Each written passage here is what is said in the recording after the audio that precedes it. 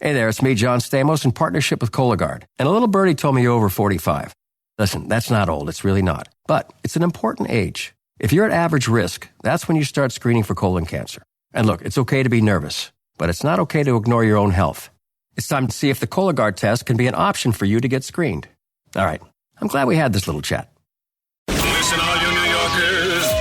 Excuse me, taxi. Okay, man, we're looking around. This is the 77 WABC minicast.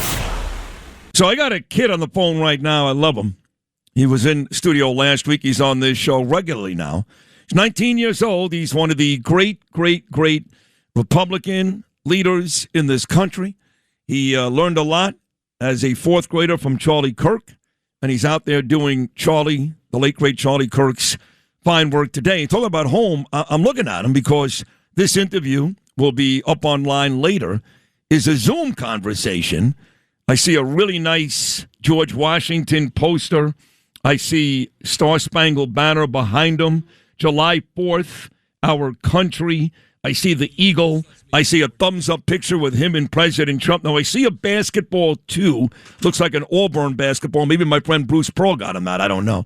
But it's one of the most patriotic backdrops Scott Lebedo would be proud I've ever seen. So with that said, here he is, my good buddy Brilyn Hollyhand. Brilyn, good morning, pal. How are you? Good morning, Sid. This place feels like home now. I really appreciate you having me back. Thanks for the opportunity. And yeah, there's still some Gen Z that are left patriotic, and I'm trying to show this off today. That is awesome. Is that a den in you're in your house? Where are you exactly? I'm in my dorm room at college. We got a little makeshift area in the corner of it, and we just joined some TV conversations straight from here. It might be the first time that this has happened on a college campus, but we make it work every time. So it's a cramped little corner, but we fit as much patriotism as we could. So that's your dorm room. Do you dorm alone? Do you have a roommate? I've got a roommate, yes, sir. And is that it's a guy, obviously. Is he okay with all that beautiful America stuff? Because some of these kids are psychos, and I mean that room is literally it's one big patriotic moment. That whole room, he's okay with that. Oh, yeah, thankfully. Yes, sir. That's awesome. Well, it looks great. It really looks great. Brilyn Hollyhand from his dorm room in Alabama at Auburn University. George Washington, President Trump, Eagle, Star Spangled Banner. That's why I love this kid. Let's talk about what we saw over the weekend, talking about Trump and patriotism. We saw the exact antithesis. It's a very good word there, Brilyn. The exact antithesis of that. The morons in New York, at least, like Robert De Niro and Letitia James and Al Sharpton, but all over the country and even spots around the world where they changed the name from No Kings to No Tyrants. What were your thoughts on the thousands, maybe hundreds of thousands, that actually did walk together at these No Kings protests last weekend?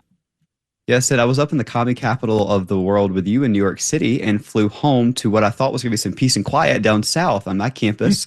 And unfortunately, I was met with these No Kings protests. As soon as I got back, they were all over campus, all over campuses across the country.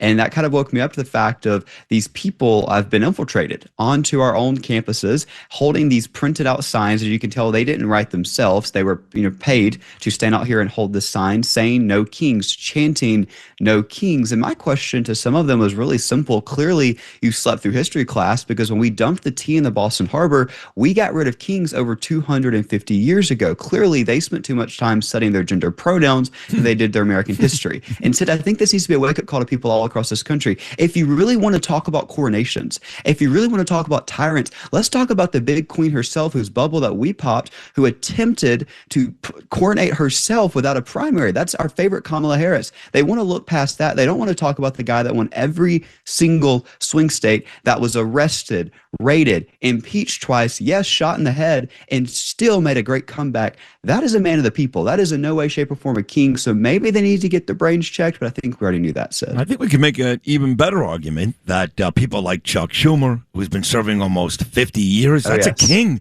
Nancy Pelosi, been serving almost 50 years. You want to talk about real kings? How about these Democrat politicians that have been serving a lifetime as if they were a monarchy?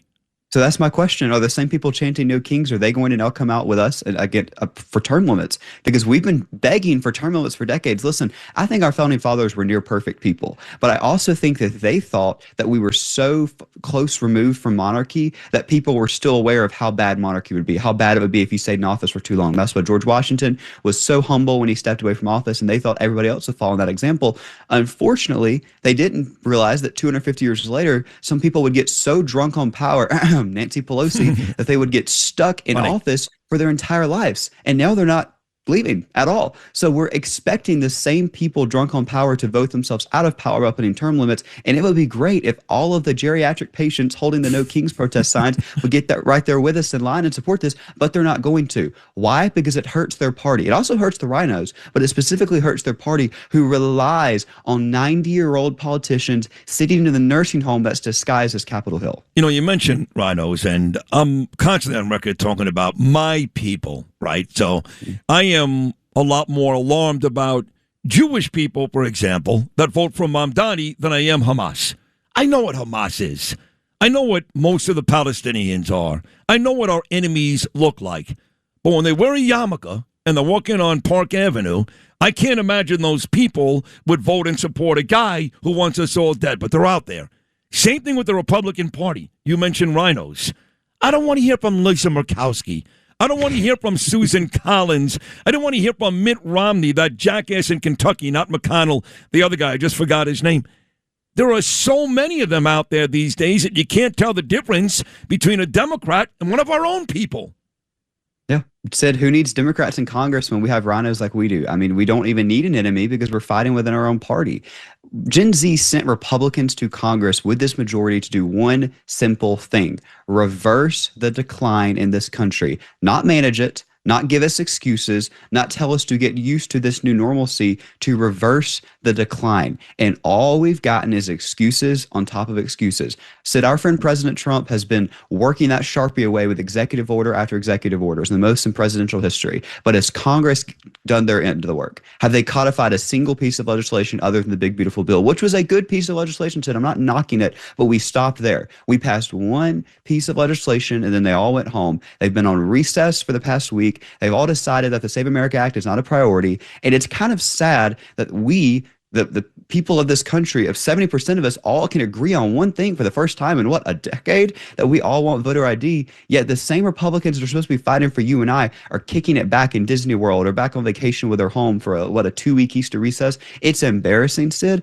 Gen Z has to call it out. And don't think that Gen Z is going to forget this when it comes time for the midterms. Listen, I'm working my butt off in every state that we can to make sure that we get Gen Z back in the corner of the GOP for the midterms. But when I go on a campus and I look a peer of mine in the eye and say, the Republican Party will work for you, and they go, yeah, right, they're on recess right now. We did give them a chance. But hold on a second. You're right. We are on recess, and there's no excuse for that. Although Mike Lawler told me a couple of days ago, I'll come right back if there's a deal in place.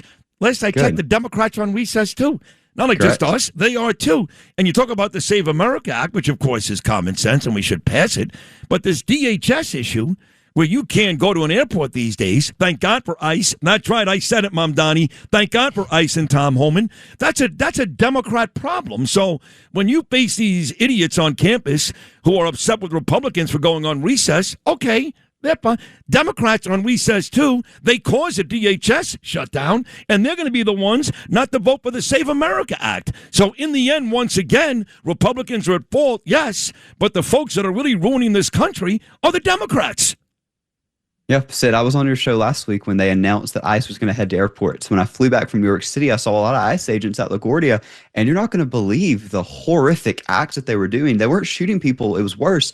They were actually handing out bottles of water to these people. And the Democrats are outside LaGuardia Airport protesting ICE. And when you walk inside, ICE is handing out bottles of water to these stranded passengers. Listen, we've got more than enough people to deport in this country. Trust me, ICE has their hands full. But they decided to take that opportunity to help their fellow citizens, to help this country. And genuinely, when I flew into New York City, it was about a 6-hour line. It was probably 30 minutes on my way out. Nothing changed. The government was not open. It was simply because ICE was up there manning the station, scanning IDs, handing out water, making the line go substantially smoother. That's the real job of these patriots. These people are being called these Nazi stormtroopers who literally have a target on their back, and they're still out there doing a good deed to the people of this country. And I want to make a really clear point to what you're saying of these people attacking ICE. That continues to happen. You and I have both seen it.